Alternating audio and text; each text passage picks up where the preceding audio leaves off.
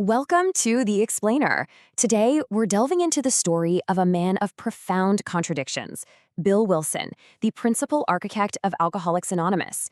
He's a figure who brought hope to millions, yet wrestled with his own demons right up until his very last breath. Okay, let's dive into this. This is an epitaph Bill Wilson found in an English churchyard. And, it just haunted him. It became a kind of touchstone for the entire movement he would create, because it just perfectly captures that life or death struggle at the very heart of his story. So, to really get who this man was, we have to go back. We have to start in the rugged landscape of turn-of-the-century Vermont, where these two dueling family legacies, these two opposing forces, were forged right into his character from the day he was born. And this, right here, this lays out the central conflict of Bill's entire life. It's like a war was going on inside him.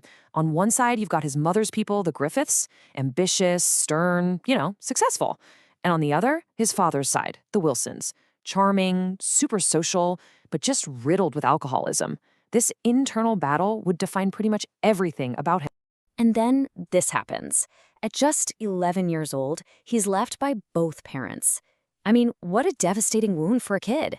It planted this desperate fear of failure in him and this overwhelming, all-consuming drive for success that would propel his entire life, leading him to these spectacular heights and eventually to some truly devastating lows.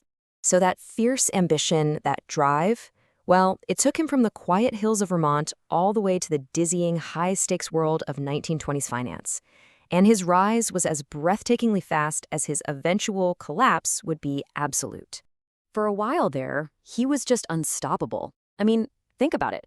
This backwoods kid making it big on Wall Street, a self-taught genius just playing the markets and winning. He and his wife, Lois, they even spent a year as what they called motorcycle hobos, riding a Harley all over the East Coast investigating companies for his reports. He was literally living the American dream of the Roaring '20s. And then, catastrophe. The Great Crash didn't just mirror his financial ruin, it was the catalyst for his personal one.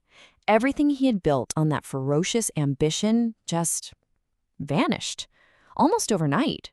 With his fortune gone, his drinking just exploded. He was on a business trip, and a broker offers him a jug of Jersey Lightning Applejack. Now, Bill had promised he was done with booze, but he took a drink. That one drink led to a multi-day bender that just proved to him and everyone else that he had lost all control. So, stripped of his money, his dignity, really all hope, Wilson ends up at Towns Hospital, a clinic for wealthy alcoholics. And it was right there that a radical new idea would completely change the course of his life, and, as it turns out, the lives of millions of others. This was absolutely revolutionary.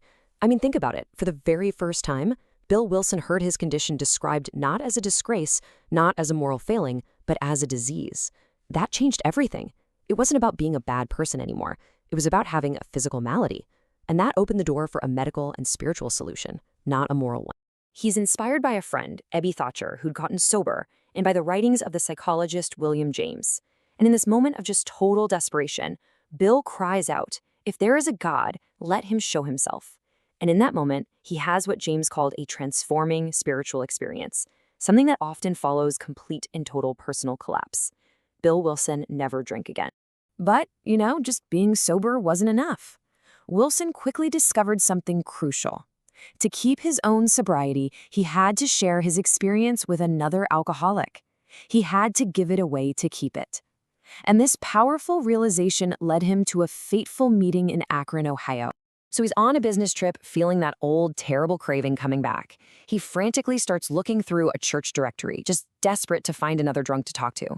And that call leads him to Dr. Bob. They talked for hours, just one alcoholic to another. And on June 10th, 1935, Dr. Bob had his last drink. That date is now the official founding of Alcoholics Anonymous. Okay, so as the fellowship starts to grow, a very practical question comes up: money. How do you pay for all this? They needed support to spread their message, so they decided to go big. They appealed to one of the richest, most powerful men in the world, John D. Rockefeller Jr. And this moment right here, it just perfectly illustrates the kind of counterintuitive wisdom that shaped AA's future. So Rockefeller's team recommended a $50,000 grant, but he actually refused. He believed a big donation would professionalize the whole thing and, in his words, spoil the thing. By giving them only a tiny amount of money, he forced AA to create what would become its vital tradition, being fully self-supporting. But the story doesn't just end there with a simple, happy triumph. The man who brought a program of sobriety and serenity to millions of people, well, he was very rarely able to find that serenity for himself. His struggles were far, far from over. And this really reveals the profound, unsettling complexity of the man. He was no saint. He was a deeply flawed human who struggled mightily with fame, with debilitating depression, and with his own addictive nature right up to the very end. I mean, that last point is particularly haunting, isn't it? The man who founded Alcoholics Anonymous asking for whiskey as he lay down. And this really forces us to ask a crucial question. Does this paradox, does this flawed man, diminish his accomplishment? Or does it somehow make it even more profound? It suggests that maybe, just maybe, recovery isn't some final destination of perfect peace. Maybe it's the ongoing, often messy, and deeply human struggle to simply keep going, one day at a time.